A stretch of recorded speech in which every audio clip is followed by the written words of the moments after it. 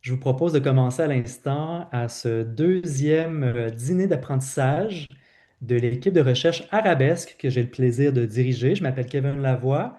Je suis professeur à l'École de travail social et de criminologie à l'Université Laval et directeur scientifique de l'équipe Arabesque, qui est une nouvelle équipe de recherche en partenariat qui rejoint des milieux universitaires, des milieux de pratique et des ministères concernant la diversité familiale, les transitions qui ponctuent les parcours de vie des familles, puis également les pratiques d'intervention et les politiques à mettre en place pour favoriser leur bien-être et leur inclusion au Québec et à l'international.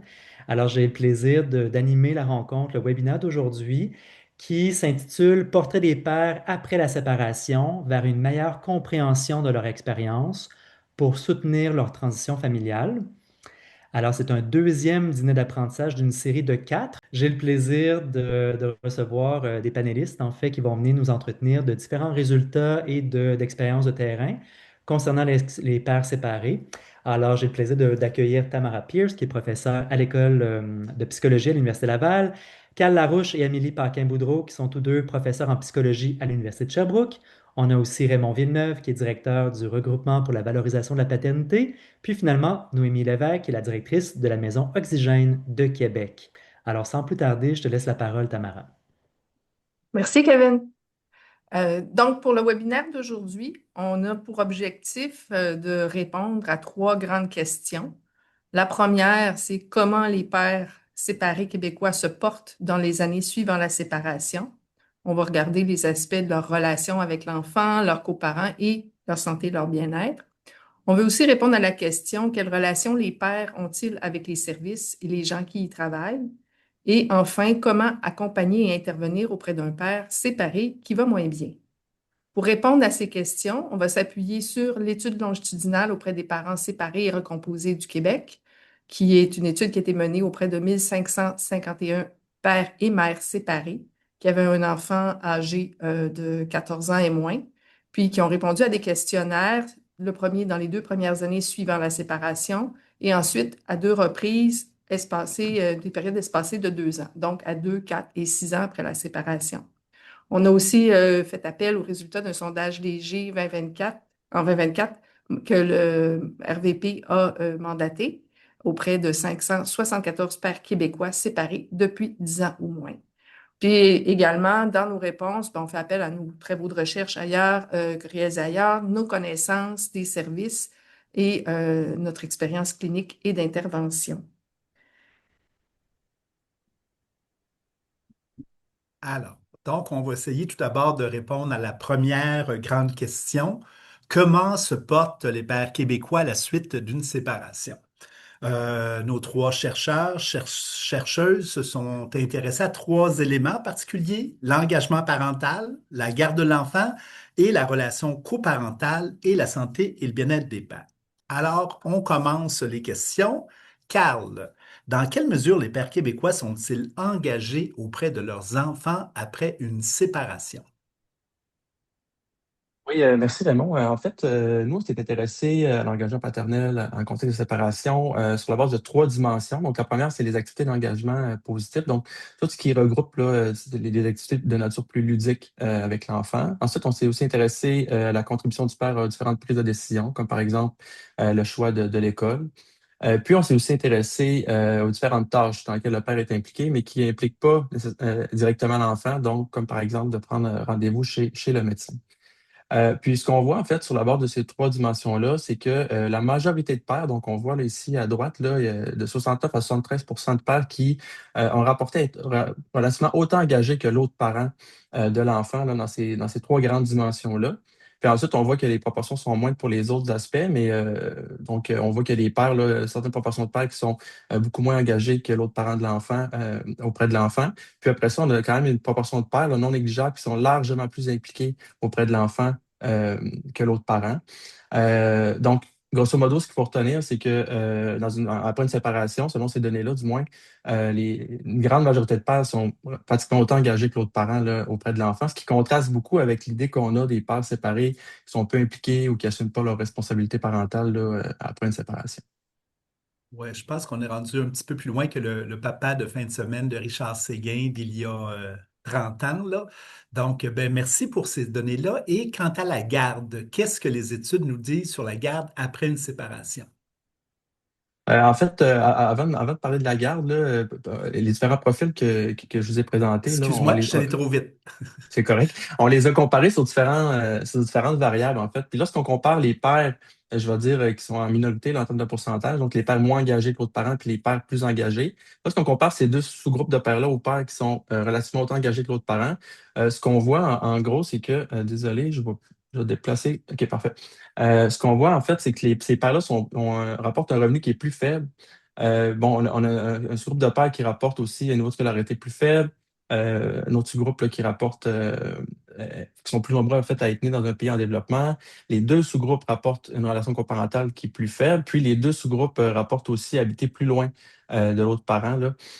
Donc, grosso modo, ce qu'il faut retenir, c'est que les deux sous-groupes de pairs se distinguent sur différentes variables socio-démographiques.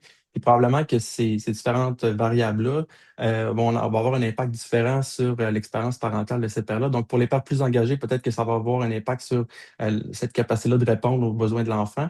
Puis pour les pères qui sont moins engagés, ben, en tout cas, pour certains pères, on peut penser que ça va faire obstacle à ce qu'ils soient plus engagés auprès de l'enfant, ou du moins qu'ils s'approchent d'une égalité par rapport à l'autre parent. Hmm. Merci. Donc, est-ce que ça serait le temps de parler de la garde? Oui, tout à fait. Euh, bon, c'est ça. Je ne vais pas me perdre, moi non plus. Oui, parfait. Donc, on est rendu à parler de la garde, en effet. Euh, Parfait, super, merci. Donc, en fait, ce qu'on voit, grosso modo, par rapport à la garde, ça va un peu dans le même sens que je disais pour les profils là, que je vous ai présentés, les groupes. Donc, en fait, ce qu'on voit, c'est que la majorité des pères, dans les années suivant la séparation, vont avoir une garde partagée de l'enfant suivi après ça d'une garde qui va être principale à la mère, puis suivi ensuite là, par une minorité de pères qui vont avoir la garde principale de l'enfant. On voit que, grosso modo, la garde partagée, garde principale à la mère, c'est assez stable, mais là où il y a plus de variations, c'est quand le père a la garde principale de l'enfant. Donc, probablement des facteurs qui sont associés à ça qui font que les pères qui ont la garde vont l'avoir un moment, l'auront pas à un certain moment, pourraient peut-être la revoir. Donc, bref, retenir là, que la majorité des pères ont quand même une garde partagée là, dans les années qui suivent la séparation. Hmm. Ici, ce qu'on voit, c'est. Ouais, Vas-y, vas-y. c'est bon. Ici, ce qu'on voit, en fait, c'est ce qu'on a fait, c'est qu'on a voulu voir la répartition des sous-groupes de pères en termes d'engagement paternel en fonction des gardes, des modalités de garde. Et ce qu'il faut retenir ici, en fait, là, grosso modo, c'est de retenir que c'est pas parce qu'un père a, en fait, que l'enfant est en garde principale à la mère, par exemple, que le père est nécessairement moins engagé que la mère auprès de l'enfant. Ici, ce que ça nous dit, c'est qu'un père peut, en effet, avoir un enfant qui est en garde principale à la mère, mais être quand même tout autant engagé que l'autre parent auprès de l'enfant, du moins dans les trois grandes dimensions que je vous ai présentées là, tout à l'heure.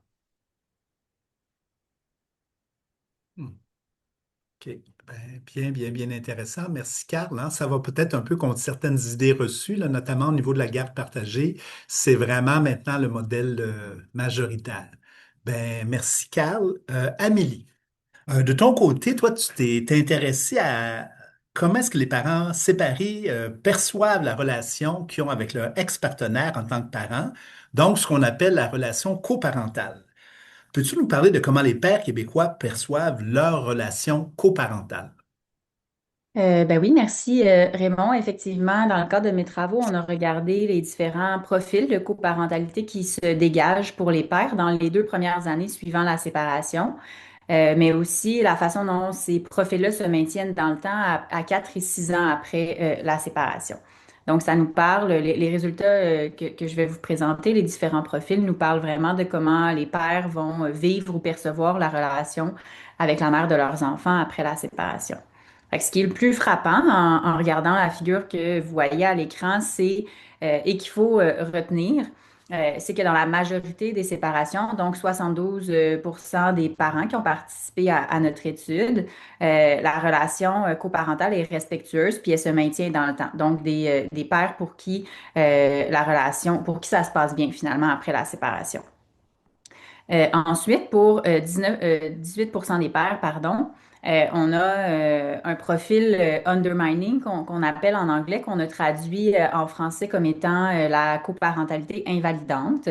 Donc, 18% des pères qui rapportent se sentir dénigrés par leur ex-conjointe et qui sont particulièrement insatisfaits aussi du partage du temps parental.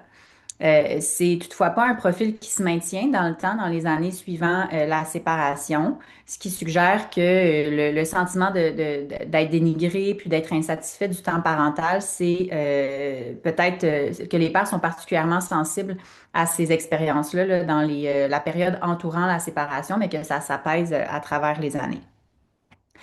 Ensuite, mes travaux ont aussi révélé deux autres groupes plus petits, mais quand même non négligeables, où 5% des pairs rapportent un profil qu'on a appelé asymétrique, qui consiste en un groupe de pairs qui se distingue principalement par la division inégale des tâches et des responsabilités en lien avec l'enfant. Mais quand on pousse un peu plus les analyses, on se rend compte que c'est des pères qui ont la garde principale des enfants en majorité sans toutefois présenter un niveau de conflit élevé là, avec la mère des enfants.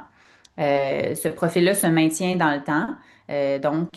Quand il y a une asymétrie au niveau des tâches puis de la garde, ça semble plus stable là, dans le temps à travers les années après la séparation. Puis finalement, il y a un profil mixte aussi qui se dégage de nos résultats où là, c'est des pairs, un profil dans lequel on retrouve des pairs qui rapportent une certaine ambivalence par rapport à la relation coparentale. Donc, tant des expériences de conflit avec leur ex-conjointe qu'un certain niveau de soutien et d'accord dans la relation avec la mère des enfants. Euh, Par rapport à la garde, ça, c'est des pères qui, en majorité, vont avoir un partage de temps parental équivalent, donc une garde partagée. Euh, et ce profil-là ne se maintient pas non plus dans le temps, donc l'ambivalence tend à s'apaiser aussi à travers les années.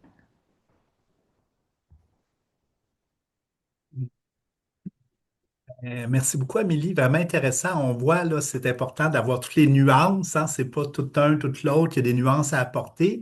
Mais déjà, on commence à voir des lignes de force dans tout ça. Alors, donc, Carl et Amélie nous ont parlé de comment se porte c'est quoi la relation des pères avec leurs enfants et avec leur ex-partenaire.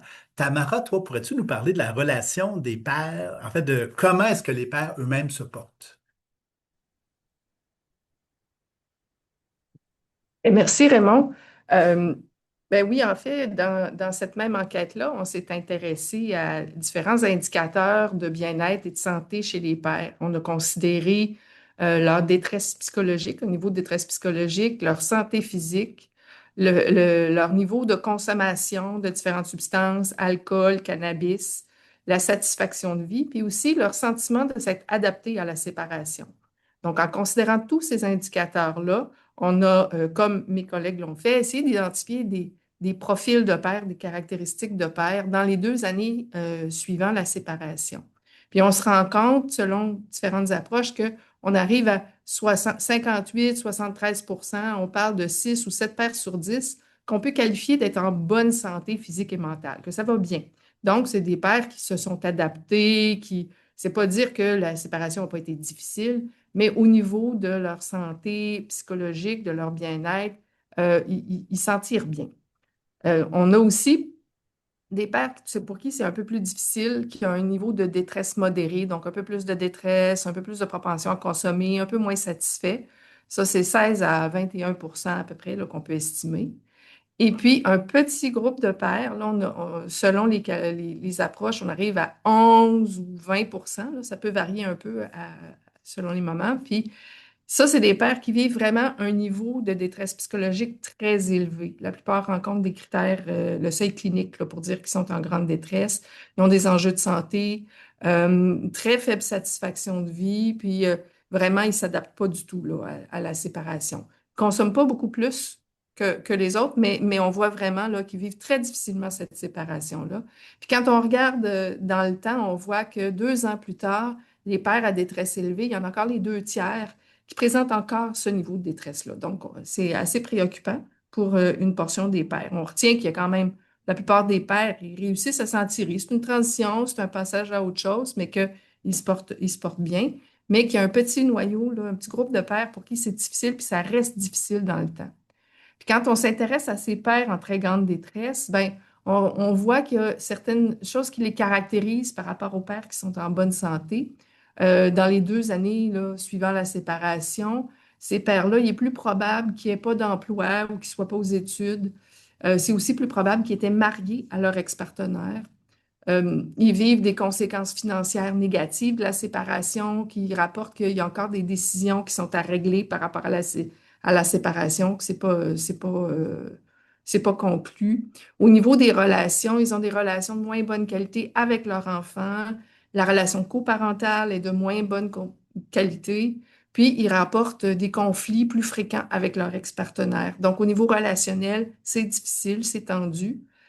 Quand on regarde avec l'entourage, ben, ces pères-là, ils nous disent, comparé à d'autres, qu'il est plus probable qu'il n'y ait pas eu de soutien de leurs proches autour de la séparation. Donc, là, la famille, les amis ne les ont pas épaulés dans la séparation. Mais ce qui est étonnant, c'est que malgré leur très grande détresse et toutes ces difficultés, ces pères-là n'ont pas davantage recours au soutien ni psychosocial, ni psychojuridique. Ils ne vont pas se chercher de l'aide des services des professionnels.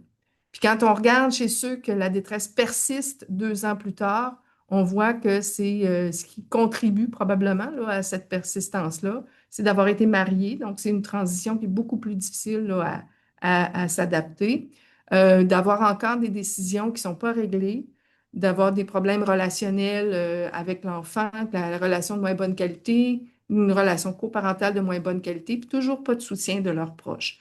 Donc, on voit que c'est des pères qui n'ont pas obtenu là, le soutien peut-être dont ils avaient besoin.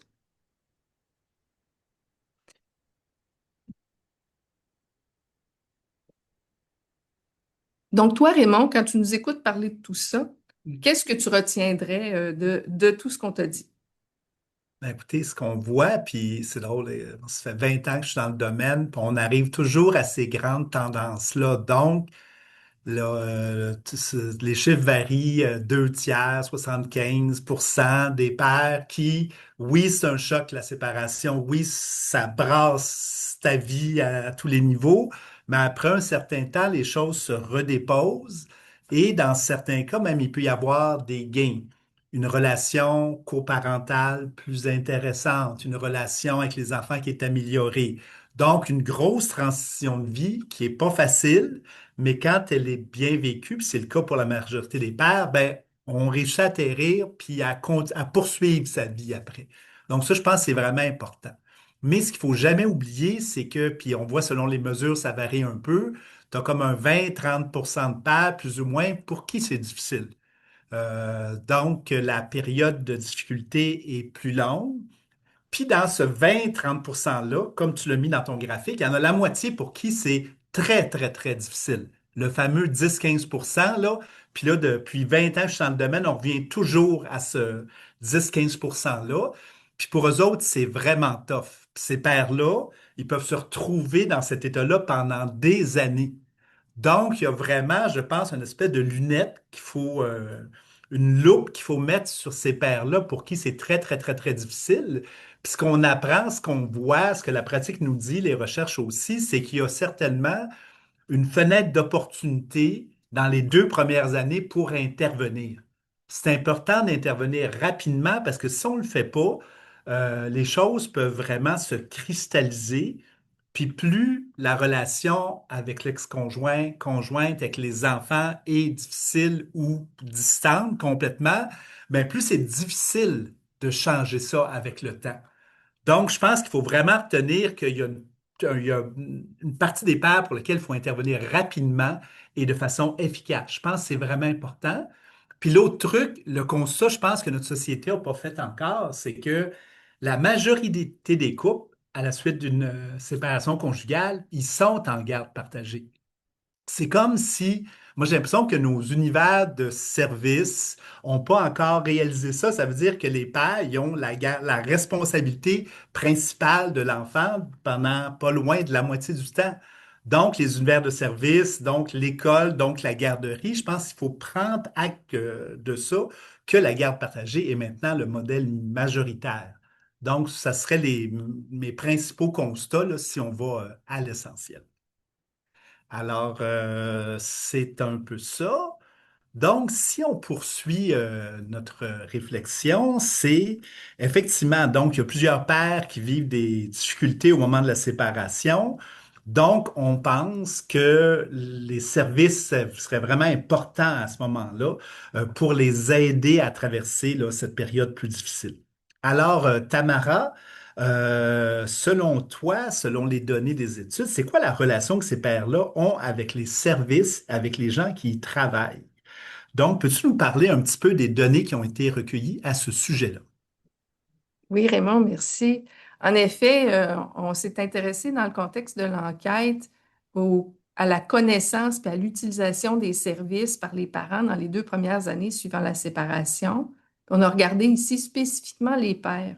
Puis une chose qui est frappante, si vous regardez les chiffres dans la première colonne, c'est qu'à part la médiation familiale gratuite, puis les avocats ou privés, une majorité des pères ne connaissent pas les services qui sont disponibles pour les aider à vivre cette transition-là, pour les aider à se retrouver, à faire avancer, si on veut, les décisions, tout ça. Donc, on voit que c'est de la moitié, 2 tiers, voire jusqu'à 80% des pères qui ne savent pas qu'ils peuvent aller chercher de l'aide de professionnels dans les services psychosociaux ou privés, les réseaux publics de la santé, des services sociaux pour être là, mais ils ne savent pas. Les lignes d'aide, les ateliers, les groupes, les organismes communautaires. Donc, ils ne sont pas au fait qu'il existe des services pour aider quand il y a des difficultés familiales de cette nature-là. Puis au niveau psychojuridique, au niveau juridique, ben, la majorité ne savent pas qu'il existe la médiation familiale payante. Ils connaissent les 5 séances de médiation familiale gratuites qui sont offertes par le gouvernement, mais ils ne savent pas qu'on peut poursuivre si ce n'est pas encore réglé. Aussi, au niveau de l'aide juridique, il y a une majorité de pères qui ne savent pas qu'il y a des avocats qui acceptent des mandats d'aide juridique, puis qu'on peut aller pour des renseignements et de l'aide au centre de justice de proximité, des avocats dans des organismes communautaires qui peuvent les aider, ils ne sont pas du tout au courant. Fait que quand on regarde l'utilisation des services, c'est pas étonnant de voir qu'une minorité de pères qui se tournent vers les services pour les aider en contexte de séparation. Là où ils vont chercher de l'aide, c'est la médiation, les avocats, un peu plus les professionnels au privé. Mais sinon, toutes les autres ressources que j'ai données, c'est vraiment presque anecdotique, là, les pères qui se tournent vers ces services-là. Mais en même temps, quand on regarde le fait que les pères, c'est de la responsabilité, est-ce qu'elle est toute auprès des pères? On dit que les pères ne connaissent pas, les pères ne se tournent pas, mais il faut aussi encore que quand ils se rendent auprès des services, que le soutien et l'aide soient au rendez-vous et qu'ils soient adaptés. Puis je sais que Raymond, vous avez fait un sondage en 2024 au RVP, justement, vous avez demandé à ces pères séparés comment ils vivaient là, la relation avec différents prestataires de services, différents intervenants, là. Donc, peut-être que tu peux nous en parler de ces résultats-là. Oui, tout à fait. Ben, écoutez, comme dans beaucoup de sondages, il y a une bonne nouvelle puis une moins bonne nouvelle. Dans le fond, la bonne nouvelle, c'est que les pères qui reçoivent des services, ben, il y a plus ou moins comme la moitié qui disent qu'ils se sentent reconnus, soutenus par ces services-là. OK? Ça, c'est la bonne nouvelle. Cependant, la moins bonne nouvelle, c'est qu'il y a un tiers de pères qui nous disent qu'ils ne se sentent pas reconnus, pas soutenus. Et dans le cas des juges et des avocats de l'autre partie, ben, ça monte à la moitié qui ne se sentent pas reconnus, pas soutenus. Donc, c'est quand même des chiffres très, très, très importants. Puis ça, c'est important parce que tu te souviens, Tamara, on a fait des analyses ensemble, puis on voyait que pour le père, le fait de ne pas se sentir reconnu et soutenu pendant le processus de séparation, ben, c'était vraiment un facteur qui était associé à une séparation plus difficile. Fait que c'est vraiment un facteur déterminant. Fait que c'est pour ça que je pense que tout ce qui est formation, sensibilisation, accompagnement des milieux de pratique, du milieu juridique, c'est vraiment des choses là, qui pourraient être mises en place, qui sont pas nécessairement si compliquées que ça, mais qui peuvent vraiment faire la différence pour que les difficultés, la détresse des pairs soient mieux soutenues.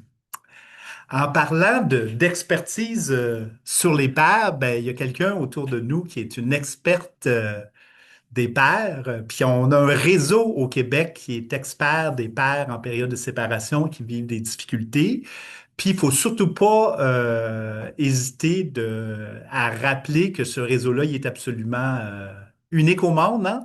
Il y a les maisons Oxygène, maisons d'hébergement père-enfant. Il y a aussi d'autres services. On pense à Pères séparés, Repères à Montréal, Autonomie à Québec. Donc, il y a quand même une offre adaptée offerte par beaucoup d'organismes communautaires là, pour les pères en période de séparation. Alors, Noémie, toi, dont c'est le quotidien de soutenir, d'accueillir des pères et leurs enfants en période de séparation. Peux-tu nous parler un petit peu de tes pratiques auprès de ces pères-là qui souvent vivent des grandes, grandes difficultés quand ils arrivent chez vous? Oui, avec plaisir. Je veux juste revenir sur un point là, quand on parlait de services adaptés, à quel point c'était important, tout ça. Oui, le réseau Maison Oxygène, c'est vraiment un organisme communautaire spécialisé dans l'hébergement. On est 25 maisons dans la province. On offre des services d'hébergement. Il y a des maisons qui ont des volets second souffle pour les papas qui auraient besoin d'un hébergement un peu plus prolongé, mais avec plus d'autonomie. Puis on a aussi les services externes pour les pères qui n'ont pas besoin d'hébergement, mais qui ont besoin d'être accompagnés. Euh, Quand un père appelle, si c'est pas notre mandat, si on n'est pas la bonne ressource, on va vraiment prendre le temps de l'écouter, de le référer, puis déjà de le mettre en action, juste pour apaiser là, le besoin, dans le fond, de retrouver un peu l'équilibre, tout ça. Fait qu'on va déjà le mettre en action. C'est de là quand on parle un peu d'adapter notre intervention auprès des pairs. Euh, Téléphone, Zoom, des fois, il y a des suivis aussi là, qui peuvent se faire à distance parce que juste Québec, là, on couvre quand même une grande région. Il y a dans certaines maisons que j'aime aussi qu'il y a des groupes de soutien qui ont des activités, qui ont des rencontres. Il y a des ateliers qui se donnent aussi. Chaque maison que je gêne offre quelque chose de particulier. Fait qu'il faut vraiment prendre le temps d'aller s'informer, d'aller visiter les sites, de communiquer avec la maison que je gêne de votre secteur. Il y a vraiment des belles initiatives qui se font. Puis on peut donner aussi là, information. Puis on l'a déjà fait nous-mêmes. Là. Des fois, il y a des avocates là, qui sont venues donner des ateliers là, au niveau juridique. Fait qu'il se fait plein de belles choses là, pour accompagner les pères, adapter aux pères, tout en travaillant en saine coparentalité dans le réseau des maisons Oxygène.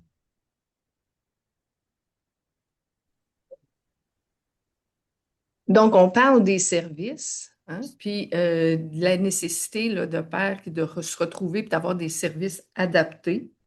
C'est justement la troisième question à laquelle on voulait répondre aujourd'hui. C'est la relation. Ah, donc, excusez, je suis un peu mêlée.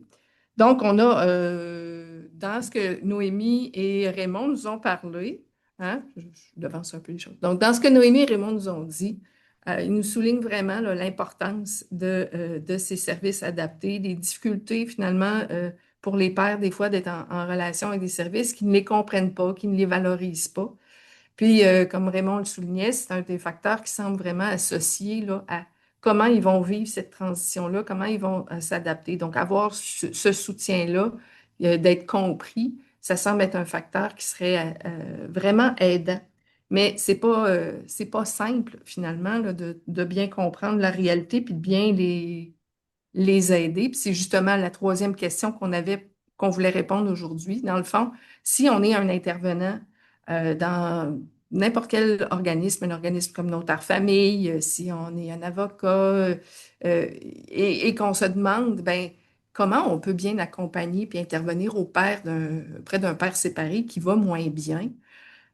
C'est sûr que c'est une question importante. On ne peut pas aujourd'hui, dans l'espace de quelques minutes, résumer là, toute la richesse de la formation puis de l'expérience de nos intervenants, mais peut-être qu'on va pouvoir avoir des réponses qui vont s'orienter puis aiguiller. Fait que Noémie, pourrais-tu nous parler un peu de comment les intervenants dans différents services peuvent vraiment s'adapter au père puis répondre à ses besoins quand c'est un contexte de séparation, selon ton expérience?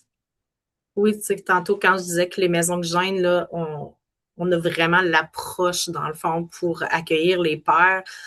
Puis au niveau de l'intervention là, masculine, euh, quand ils arrivent, tout ça, on sent, là, dans le fond, qu'ils ont attendu longtemps. Fait que souvent, ils arrivent, sont en crise ou sur le bord de la crise. Fait qu'il y a beaucoup de choses à faire. Puis, il y a comme une forme de déséquilibre là, parce qu'ils ont perdu, dans le fond, un peu le contrôle sur différentes facettes de leur vie. Fait qu'on va aussi les aider en premier lieu à protéger la relation avec leur enfant. Fait qu'on va les coacher en leur disant, ben là, écris un courriel tout de suite. Tu sais, on va déjà les mettre en branle pour qu'ils ne perdent pas ce lien-là avec les enfants. Fait qu'écris un courriel tout de suite sur ce que tu veux, sur ce que tu souhaites comme garde. Il ne faut pas perdre le lien avec ton enfant, même si présentement, avant qu'il vienne à l'hébergement, même si présentement, tu n'as pas nécessairement un endroit où l'accueillir, signifie au moins que tu es là et que c'est important pour toi. Il y a beaucoup, tu sais, on disait que les hommes, ils ne se sentaient pas reconnus dans plusieurs services. Donc, l'accompagnement, c'est vraiment notre formule magique, nous, en tout cas à Québec, là, à la Maison de Jeunes de Québec. L'accompagnement, le faire avec pour faciliter l'accès, l'utilisation des services.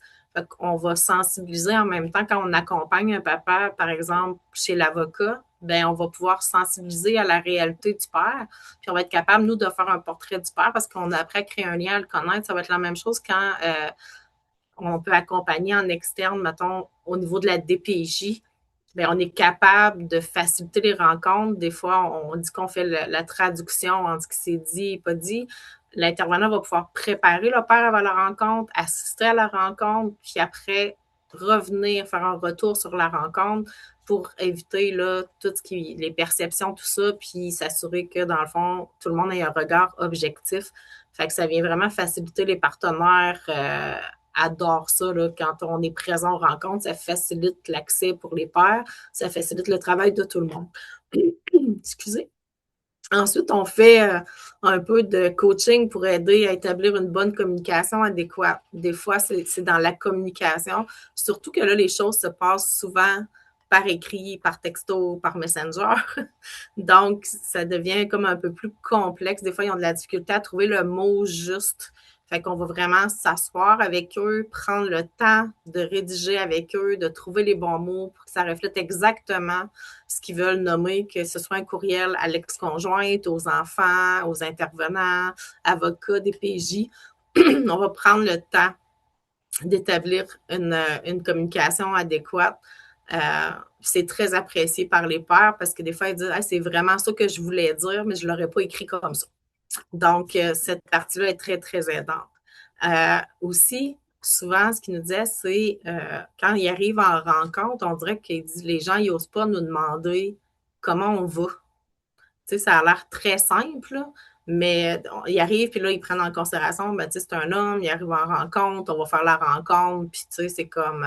mais ils ont besoin d'entendre aussi qu'on s'intéresse à eux, c'est juste qu'ils ne nommeront pas de la même manière.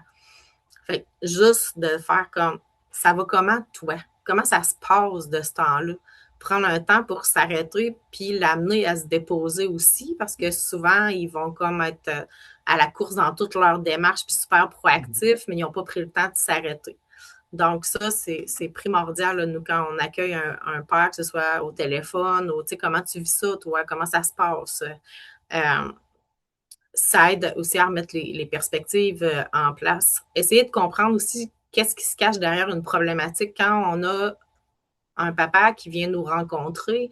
Bien, ce père-là, c'est le fils de quelqu'un, c'est l'ex-conjoint ou le chum de quelqu'un, c'est le père, c'est le fils, c'est l'oncle, c'est l'ami de... Fait qu'il y a différentes facettes, c'est pas juste comme quelqu'un, un père qui arrive dans nos services, il n'est pas que ça.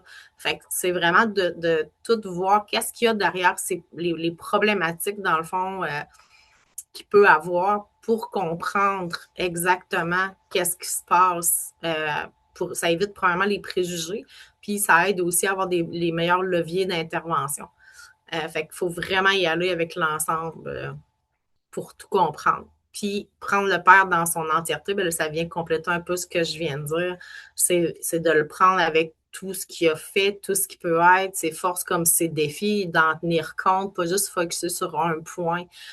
Si le père, il y a des problématiques de santé mentale ou de consommation, puis qu'on essaie de focuser juste sur son rôle de père, bien, il faut que l'homme aille se soigner puis se remettre en shape avant d'être un bon papa. Ou, tu sais, ça peut se faire en parallèle, mais c'est important, dans le fond, de prendre le père avec tout ce qui vient, tout ce que ça comporte. Merci, Noémie. Et Noémie, toi, tu travailles, tu es directrice mais intervenante dans la Maison Oxygène, mais on a aussi avec nous deux psychologues, hein, Carl et Amélie. Vous n'êtes pas seulement chercheurs, vous êtes aussi des psychologues cliniciens et vous avez une expertise à travailler avec les hommes, justement dans différents contextes comme celui de la séparation. Donc, peut-être pourriez nous parler de comment on peut mieux interpréter les attitudes et les comportements des pères quand ils vivent leurs difficultés? Ben oui, merci Tamara. Je vais commencer avec des éléments de réponse, puis Carl suivra. Avant d'interpréter, en fait, pour commencer, tu sais, on sait que les parents qui vivent des séparations difficiles, des conflits de séparation, peuvent être une clientèle avec laquelle des fois c'est difficile d'intervenir ou en tout cas avec laquelle il y a des défis. Puis, avant d'interpréter négativement leurs attitudes, leurs comportements, il faut se rappeler qu'il y a plusieurs facteurs qui peuvent venir influencer ou qui sont susceptibles d'influencer, en tout cas, ou de moduler leurs réactions, leurs comportements, leurs attitudes. Les éléments dont on vous parle aujourd'hui s'appliquent autant aux pères qu'aux mères. Euh, Puis, comme professionnel, il faut les avoir en tête quand on commence une intervention avec les parents qui vivent des séparations difficiles. Donc, d'abord, on sait que la séparation est généralement assez ébranlante pour tous les parents, puis qu'elle peut amener divers bouleversements qui sont difficiles à gérer. Les parents font face à différentes pertes, des pertes financières, ils doivent déménager, des pertes de contact aussi avec les enfants, la famille élargie. Donc, tous ces bouleversements-là qui peuvent venir influencer leurs attitudes, leurs comportements.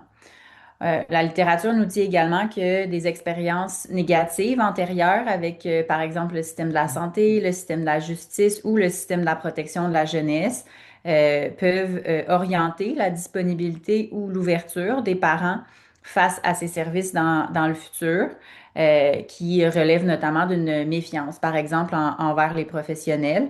Donc, de s'intéresser à c'est quoi les expériences antérieures des pères dans les services pour mieux comprendre leurs attitudes, leurs comportements de fermeture ou de méfiance ou leur réaction face à ce qu'on leur propose comme intervention.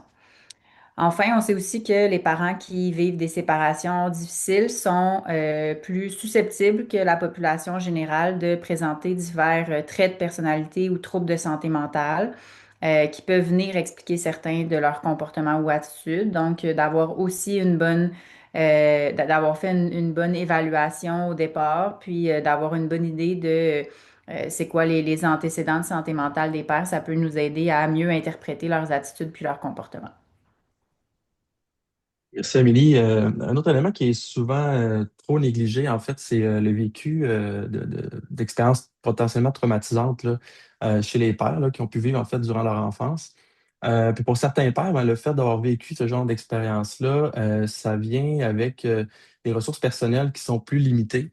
Puis ça peut se traduire par au quotidien des capacités d'adaptation qui sont beaucoup plus sollicitées pour je vais le dire comme ça, contenir, je dirais, les répercussions, je dirais, personnelles et interpersonnelles qui sont associées au fait d'avoir vécu des traumas durant l'enfance.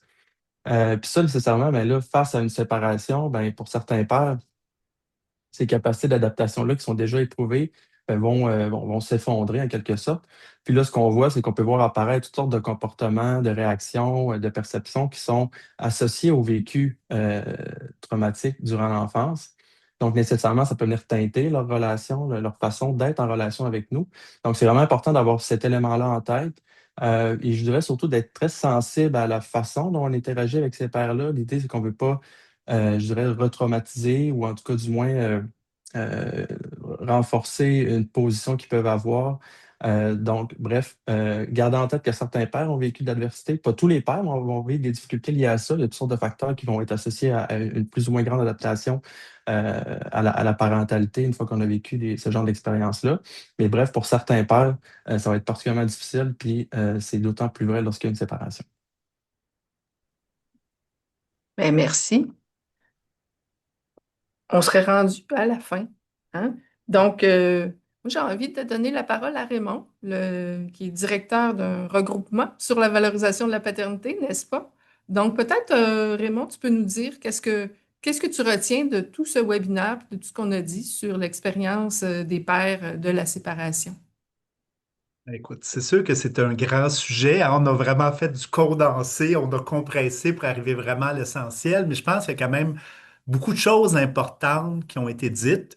Puis écouter les intervenants dans l'équipe, c'est vraiment très riche. J'aurais écouté Noémie, Carl, Amélie parler pendant des heures de temps, là, parce qu'on pouvait rentrer vraiment dans le vécu, dans le trajectoire de ces pères-là. Mais dans le fond, si on regarde un peu comme les grandes lignes de force, là, ce qui se retient, encore une fois, on le dit, parce que des fois, dans l'imaginaire populaire, souvent, c'est père séparé égale père qui va pas bien. Ben, ce qu'on voit, c'est oui, c'est une période difficile, mais pour la majorité, c'est une transition vers quelque chose qui peut être positif dans la relation avec l'ex-conjoint, conjointe avec l'enfant. Donc ça, c'est quand même important de cadrer ça. Très important.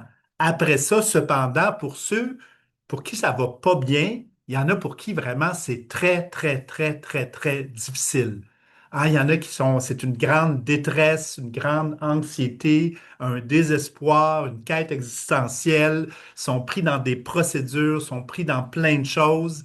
Et là, je pense qu'il faut vraiment avoir une attention particulière vers ces pères-là.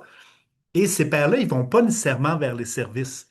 Parce que souvent, comme on le disait, peut-être même c'est des décrocheurs des services, c'est des fois des décrocheurs de l'école.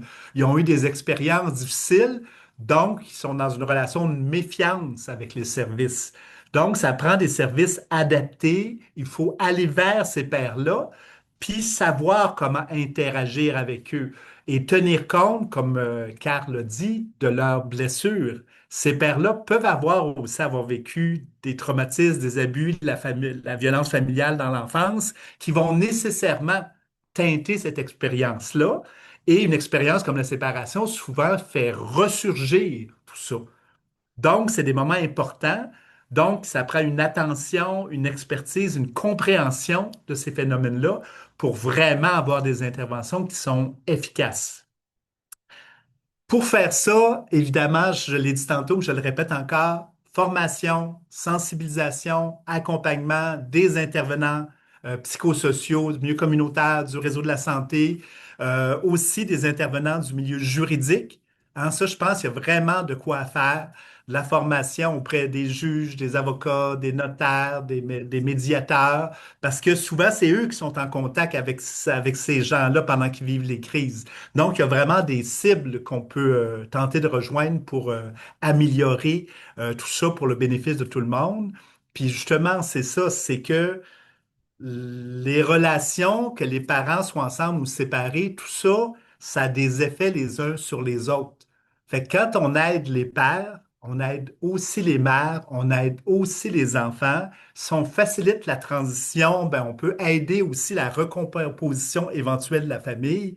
Donc, en fait, c'est vraiment tout bénéfice de s'intéresser à ces pères-là, même si des fois, effectivement, ils peuvent être pas toujours faciles à rejoindre puis être sur la défensive dans certains cas, mais je pense que c'est vraiment essentiel de s'intéresser à leur réalité finalement. Fait que ça sera un petit peu ça ma conclusion, mais on pourrait en parler on pourrait faire un colloque complet sur ce sujet-là. Il y a tellement de choses à dire. Ben, merci beaucoup à nos 5 panélistes. Je pense que vous avez relevé le défi en fait qu'on proposait à l'auditoire de vulgariser des connaissances, de démocratiser des savoirs, puis également de faire un maillage. Et ça, c'était extrêmement important pour moi, mais également pour tous les membres de l'équipe Arabesque, de faire le maillage entre la recherche et la pratique, de pouvoir croiser un peu les expertises entre le milieu universitaire, le terrain, le milieu clinique. Donc, je pense que vous avez vraiment vous avez pu rassembler avec toute cette richesse-là que ça a permis d'aborder. Je profite simplement de l'occasion pour remercier nos partenaires. Alors, c'est un projet collectif qui est porté par des milieux universitaires, des milieux de pratique, des ministères avec l'équipe Arabesque. Puis, cette initiative-là de 4 séries de dîners d'apprentissage, de webinaires, en fait, qu'on vous propose. Aujourd'hui, c'est le deuxième. En fait, c'est porté par le partenariat séparation parentale recomposition familiale. C'est également soutenu par la Faculté des sciences sociales de l'Université Laval, puis aussi la Fédération des associations de familles monoparentales et recomposées du Québec, puis l'EFI, l'Association des intervenants francophones Association internationale francophone des intervenants auprès des familles séparées. Donc, beaucoup d'acronymes dans le milieu. Donc, c'est un travail collectif, puis je voudrais surtout, d'abord et avant tout, remercier nos 5 panélistes d'aujourd'hui. Donc, Raymond Villeneuve, Tamara Pierce, Amélie Paquin-Boudreau, Carl Larouche et Noémie Lévesque de la Maison Oxygène. Merci beaucoup pour votre temps, votre expertise, votre partage, votre écoute. Vous allez avoir également de l'information qui va circuler par courriel, boîte à outils, enregistrement, ressources, textes de vulgarisation scientifique. Tout ça, on va vous transmettre ça comme boîte à outils pour poursuivre les échanges, les réflexions et peut-être tenter d'adapter vos pratiques dans vos milieux. Donc, merci tout le monde. Je vous souhaite une belle fin de journée, un bon après-midi, puis au plaisir, à bientôt.